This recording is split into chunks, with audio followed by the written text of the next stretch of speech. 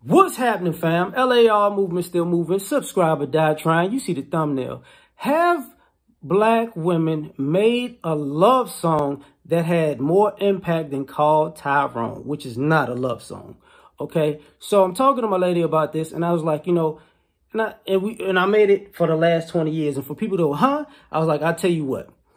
Have black men or black women made a love song in the last 20 years that was more impactful than Back That Ass Up? See what I'm saying? I know of some, but the thing about it is when it came to the women, and I believe Obsidian talked about this a while ago, about the men made more love songs than the women. So when women think that they're more loving than men, it's like, since we like to use entertainment so much as a reference, the entertainment doesn't say so. The culture doesn't say so. Because there's more expressions of love. So she came up with Dangerously in Love.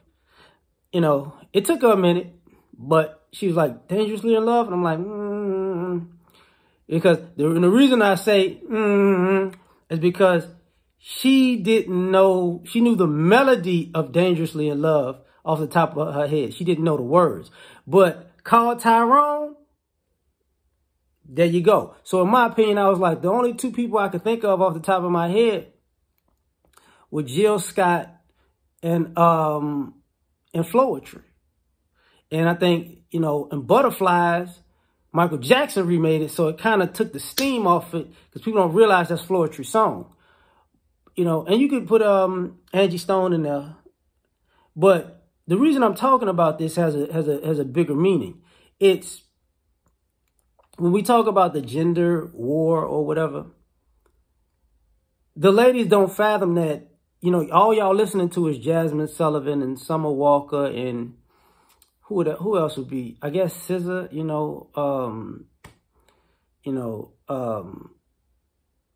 Ella May is cool, her, of course, Mary J. Blige. When you think of female singers or performers, it's not but especially singers, it's not really that big for a woman to talk about love. It's more about, you did me dirty. Rihanna, like Beyonce, I made the point that,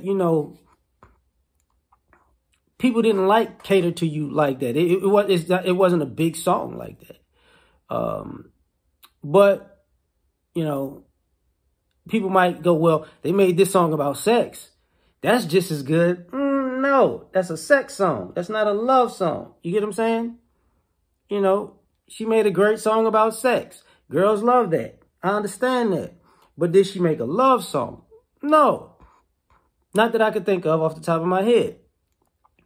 When you think of Beyonce's biggest anthems, Independent Woman, the Irreplaceable, you know what I'm saying? I guess Drunken Love, that's sex. What is it? I think I said Independent Soldier, Independent Woman, Bugaboo, all that stuff. And ladies don't realize, music is in your subconscious longer than imagery. So what you watch on television, watch on YouTube, that's in your mind, but the music is in your subconscious. When you sleep, the music is in your subconscious. And it's interesting because a lot of the attitudes, and I used to talk about this when going out on dates, that when what a woman listens to in her car or in her home lets you know what she on. That's when we talk about frequency and energy, what are you listening to? Is the music you're listening to upbeat? Is it fun? Or is it a little bit dark? That's what you're gravitating to, right? A lot of people don't get that. And for me, I'm like, I can't think of a song really that was more impactful than Called Tyrone, because every woman has this fantasy because every big song is an amalgamation of Call Tyrone. I'm tired of you. I'm kicking you out. You ain't got nothing. You know what I'm saying? I'm doing all the work here. What was it? What was it? I'm upgrading you. You get what I'm saying? Like K. Michelle-esque. Same thing I was talking about with Mary J. Blige, right? When Mary J. Blige got happy, her fans did not. We need that bitterness. We need that. We need that pain. We don't. You happy? You in love? I don't like that. I don't like that at all. Felt like old boy and Belly. But maybe y'all can tell me, because I clowned. I said, I personally think that Speakerboxxx Love Below, especially the Love Below portion of the Outkast album, I was like, I don't think a woman has made a more impactful love song than Prototype, and Andre's a rapper. They haven't even got to the singles. Because, love music has died down in the last 20 years. But there's still some around, but it's died down. So